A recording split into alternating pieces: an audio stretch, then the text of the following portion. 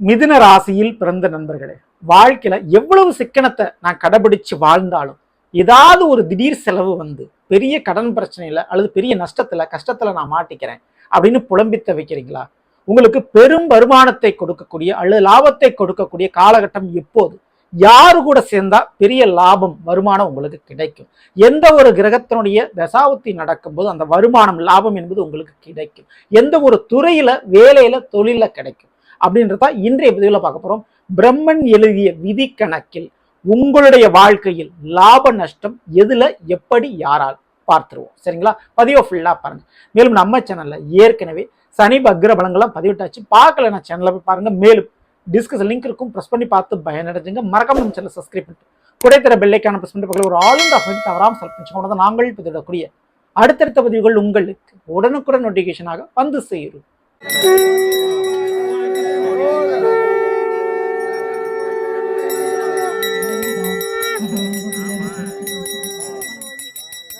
சிவமயமாக தெரிகிறதே, சிந்தையில் சிவயோகம் வருகிறதே.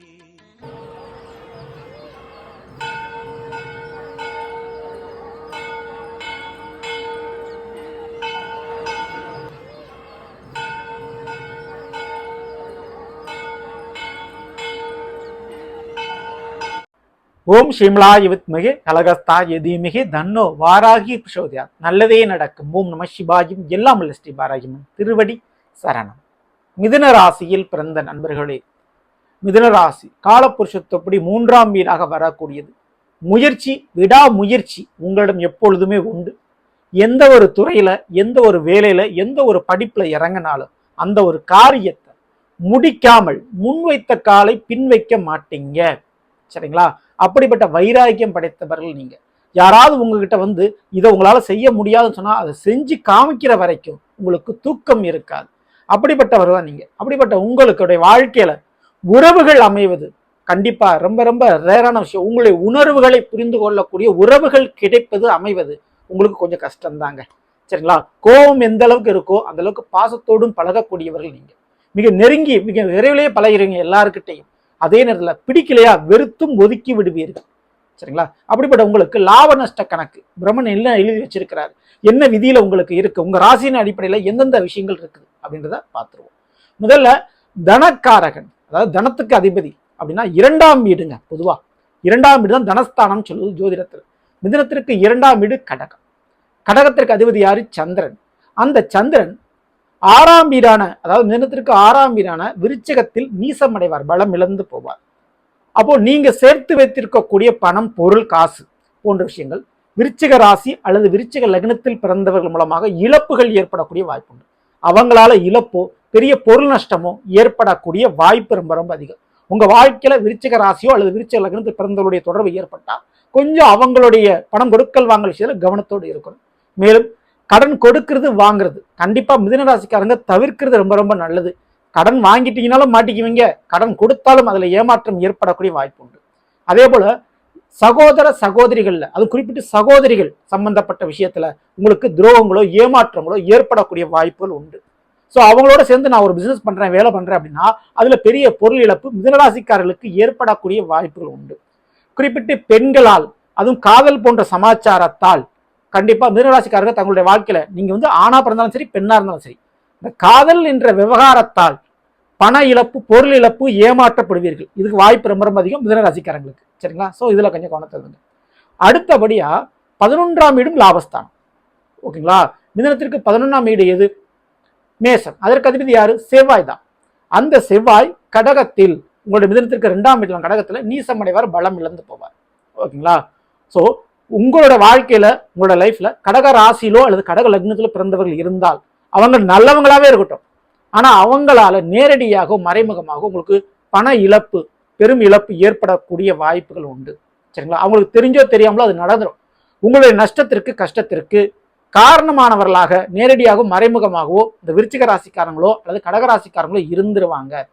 ஸோ தொழில் மற்றும் மேலே ரீதியான பார்ட்னர்ஷிப்பா இவங்களோட வச்சுக்கிட்டீங்கன்னா கொஞ்சம் இழப்புகள் ஏற்படக்கூடிய வாய்ப்பு தான் உண்டு. அவங்க நல்லவர்களாக இருந்தாலும் அவங்களால பெரும் இழப்பு உங்களுக்கு ஏற்படக்கூடிய வாய்ப்பு இருக்கு. அதே போல மிக முக்கியமா மிதுன ராசிக்காரர்கள் கவனிக்க வேண்டிய ஒரு தசாபுத்தி அப்படின்னா, நிச்சயமா உங்களுக்கு பொறுத்த வரைக்கும் இந்த சந்திர திசையோ அல்லது சந்திர புத்தியோ நடக்கும்போது அல்லது செவ்வாய் திசையோ செவ்வாய் புத்தியோ நடக்கும்போது பெரும் பணம் இழப்பு ஏற்படும். அந்த காலகட்டம், அதாவது அந்த திசாபுத்திகள் நடக்கும் பொழுது நிச்சயமா நீங்க கூடுதல் கவனத்தோட கூட பணத்தை இறுக்கி பிடிக்கணும், தேவையில்லாத முதலீடை தவிர்க்கணும். சரிங்களா? மேற்கொண்டு நிலத்தில் நான் இன்வெஸ்ட்மெண்ட் பண்றேன் அப்படின்னு சொல்லக்கூடிய மிதுனராசிக்காரங்களுக்கு அதுல பண பிரச்சனை ஏற்படும். அதே போல ஒரு தொழில பிசினஸை தொடங்கி பார்ட்னர்ஷிப் சேர்த்து மற்றவங்களை நம்பி அந்த பிசினஸ்ல ஏமாற்றப்படுவீர்கள். ஸோ இதுக்கெல்லாம் வாய்ப்பு இருக்கு. அப்போ தொழில் ரீதியாகவும் கூடுதல் கவனம் தேவை. ஓகேங்களா? இதை கொஞ்சம் தவறாம நீங்க ஃபாலோ பண்ணி வச்சுக்கணும். மிதுனராசிக்காரங்க வாழ்க்கையில் ஏதோ ஒரு பிரச்சனை ஏற்பட்டிருக்குன்னு போலீஸ் ஸ்டேஷன் போயிட்டீங்கன்னு வச்சுக்கோங்களேன், கண்டிப்பா போலீஸ் ஸ்டேஷன் கோர்ட்டு கேஸ் வழக்குன்னு போயிட்டீங்கன்னா அதுல பெரும் பண இழப்பு செலவுகள் வந்துகிட்டே இருக்கும். ஸோ முடிந்தவரை பேச்சுவார்த்தைகளே அதை முடிச்சுக்கிறது உங்களுக்கு நல்லது. ஸோ இதெல்லாம் கொஞ்சம் ஃபாலோ பண்ணி வச்சுக்கோங்க. அதே போல வேலை பார்க்கக்கூடிய இடத்தில் தவறான நபர்களுடைய சேர்க்கை தொடர்போ அல்லது உங்க மேல தேவையில்லாத பழி விழுந்தோ அதற்குண்டான பனிஷ்மெண்டோ அல்ல அதற்குண்டான செலவுகளோ செய்தாக வேண்டும். அதுவும் விதியில இருக்கு. அப்போ கூட வேலை பார்க்குறவங்கள கொஞ்சம் நம்பி சில காரியங்கள் செய்யறத கொஞ்சம் தவிர்த்துக்கிறது நல்லது. வேலை பார்க்கும் இடத்தில், தொழில் பண்ணக்கூடிய இடத்தில் ரகசியங்களை, சீக்கிரட்டை, உங்களுடைய திறமைகளை, உழைப்புகளை நீங்க மறைச்சு வச்சுக்கிறது, நீங்க தற்காத்து வச்சுக்கிறது உங்களுக்கு நல்லது. சரிங்களா? கைத்தொழில் ஒன்றை கற்றுக்கொள், கவலை உனக்கில்லை ஒத்துக்கொள்னு சொல்லுவாங்க. அப்படி கத்துக்கிட்ட வித்தையை தொழிலா மாத்தி நீங்க பயன்படுத்திக்கிட்டு இருப்பீங்க. அந்த வித்தையை மற்றவங்களுக்கு கற்றுக் கொடுத்துட்டா உங்க தொழிலுக்கு, உங்க வேலைக்கு பிரச்சனை வந்துடும். உங்ககிட்ட யார் கற்றுக்கொள்கிறார்களோ அவங்களே உங்களுக்கு பிரச்சனையா மாறக்கூடிய வாய்ப்பு உண்டு. ஸோ இதெல்லாம் கொஞ்சம் கவனத்தோட நீங்க இருந்துக்குங்க. மேற்கொண்டு மிக முக்கியமான முறையில எந்த ராசிக்காரர்கள் மூலமாக அதிக லாபங்கள் உண்டு வாழ்க்கையில, அதை நம்ம பார்க்கணுமா இல்லையா? பெரும் லாபம் கிடைக்கக்கூடிய வாய்ப்பு. இந்த மிதனத்துக்கு 2ஆம் இடம் கடகம், கடகத்திற்கு அதிபதி சந்திரன். அந்த சந்திரன் உங்களுடைய மிதனத்திற்கு 12ஆம் இடம் ரிஷபராசியில உச்சமடைவார். அப்போ ரிஷபராசியிலோ ரிஷப லக்னத்திலோ பிறந்தவர் உங்க வாழ்க்கையில இருந்தால் அவர்களால் நேரடியாக மறைமுக பெரும் லாபத்தை நீங்கள் சம்பாதிப்பீர்கள். அவங்களால ஒரு பணம் காசுக்கு உங்களுக்கு கூடுதல் பயன் உண்டு. சரிங்களா?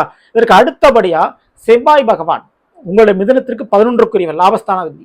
அவர் மகர ராசியில் உச்சமடைவார். அப்போ மகர ராசியிலோ மகர லக்னத்திலோ பிறந்தவங்க இருந்துட்டா அவங்க மூலமாக பெரும் லாபத்தை நீங்கள் சந்திக்க முடியும். அப்போ ரிஷப ராசி அல்லது ரிஷப லக்னத்தில் பிறந்தவர்கள், மகர ராசி அல்லது மகர லக்னத்துல பிறந்தவங்க உங்க வாழ்க்கையில ஏதோ ஒரு வகையில தொடர்புல இருந்தா அவங்களுடைய பழக்க வழக்கத்தை தக்க வச்சுக்கோங்க. நீங்கள் அடையக்கூடிய வெற்றி லாபத்திற்கு அவர்கள் நேரடியாக மறைமுக தொடர்பு இருக்கும். அவங்களால அந்த மாதிரி ஒரு நன்மைகள் நடக்கும். அதே போல மிதுனராசிக்காரர்கள் வெளிநாடு யோகம், பிறந்த ஊர்ல இருந்து வேற ஒரு ஊர்ல போய் வாழ்க்கையை நடத்துறது, வேற ஒரு ஊர்ல தொழில் வேலை பார்க்கறது, இதெல்லாம் உங்களுக்கு பெரிய லாபத்தை கொடுக்கும். வாழ்க்கை துணை வந்ததற்கு பின்பு, திருமண வாழ்க்கைக்கு பின்பு பெரிய லாபத்தை உங்க வாழ்க்கையில் சந்திக்க முடியும். ஸோ திருமண வாழ்க்கையில பிரச்சனைகள் இருந்தாலும் வருமானம் அதற்கடுத்து வேற மாதிரியான வாழ்க்கையில உங்களுக்கு கிடைக்கும். சரிங்களா? பூர்வீகத்தை விட வெளிநாடு, வெளி மாநிலத்தில் உங்களுக்கு வேலை தொழில சிறப்பான முறையில் இருக்கும் பெரும் லாபங்கள் கிடைக்கும். குறிப்பிட்டு மிதுனராசிக்காரர்களுக்கு இந்த சுக்கிர திசையோ அல்லது சுக்கிர புத்தியோ அல்லது சனி திசையோ சனி புத்தியோ நடக்கின்ற பொழுது நிச்சயம் தொழில் வேலையில ஒரு முன்னேற்றம், சம்பள உயர்வு, பெருத்த ஒரு லாபங்கள் பார்க்க முடியும். ஒரு சொத்து பத்துகள் வாங்க முடியும், வீடு நிலவலங்கள் வாங்க முடியும். இந்த கிரகங்களுடைய, அதாவது சுக்கர் மற்றும் சனி கிரகங்களுடைய திசைகளோ புத்திகளோ நடந்தா அந்த டயத்துல உங்களுக்கு கண்டிப்பா பொன் பொருள் சேர்க்கையோடு வாழ்க்கையிலும் நல்ல ஒரு லாபங்கள் நிச்சயமான முறையில கிடைக்கும். ஓகேங்களா? இப்போ மிதுனராசிக்காரங்க பெரிய நஷ்டம், இழப்பு ஏற்படக்கூடாது அப்படின்னு நினைச்சீங்கன்னாலும் சரி, உங்களுக்கு ஒரு நல்ல ஒரு லாபத்தை கொடுக்கணும், முன்னேற்றம் வரணும், பணவரவு, பொருளாதார பிரச்சனை வரக்கூடாது அப்படின்னு நீங்க நினைச்சாலும் சரி, நீங்கள் சென்று வணங்க வேண்டிய ஒரே ஒரு தெய்வம் அப்படின்னா கிருஷ்ணர். கண்டிப்பா பெருமாளையும் கிருஷ்ண பரமாத்மாவையும் வணங்கிக் கொள்வது நல்லது. தேய்பிரை அஷ்டமி திதி என்று, சரிங்களா, கிருஷ்ணரை பெருமாளுடைய ஆலயங்களுக்கு சென்று கண்டிப்பா இனிப்பு வகை நெய்வேத்தியங்களை, உதாரணமா சக்கரை பொங்கல் வீட்டில் செஞ்சு சமைச்சு நெய்வேத்தியமா படைத்து வணங்குங்கள். அது ரொம்ப ரொம்ப சிறப்பை தரும். அதே போல சின்ன குழந்தைங்களுக்கு, ஒரு 10 வயசு கீழே உள்ள குழந்தைகளுக்கு அவங்க இந்த பிள்ளைகளுக்கு தேவையான இனிப்பு பண்டங்களை நீங்க வாங்கி கொடுங்க, நோட்டு புத்தகங்களை வாங்கி கொடுங்க. சரிங்களா? அதுவும் குறிப்பிட்டு சனிக்கிழமை அல்லது தேய்பிரை அஷ்டமி என்று வாங்கி கொடுங்க. அப்படி செய்யும் போது மிகப்பெரிய அளவு உங்க வாழ்க்கையில ஒரு சக்சஸ் தெரியும். சரிங்களா? பணப்புழக்கம் அதுக்கடுத்து சற்றே அதிகமாகும். ஸோ தவறாம இந்த வழிபாடுகளை, இந்த விஷயங்களை பண்ணிக்கோங்க. சரிங்களா? இந்த பதிவு பிடிச்சிருந்தா லைக் பண்ணுங்க, மாற்ற நம்ப ஷேர் பண்ணுங்க. இது போல ஒவ்வொரு ராசிக்குண்டான பலங்களை தெரிஞ்சுக்கணும்னு மறக்காம நம்ம சேனலை சப்ஸ்கிரைப் பண்ணி வச்சுக்கோங்க. அடுத்த பதில் சந்திப்போம். நன்றி, வணக்கம். நல்லதே நடக்கும். ஓம் நம சிவாய். எல்லாம் ஸ்ரீ பாரகிமன் திருவடி சரணம்.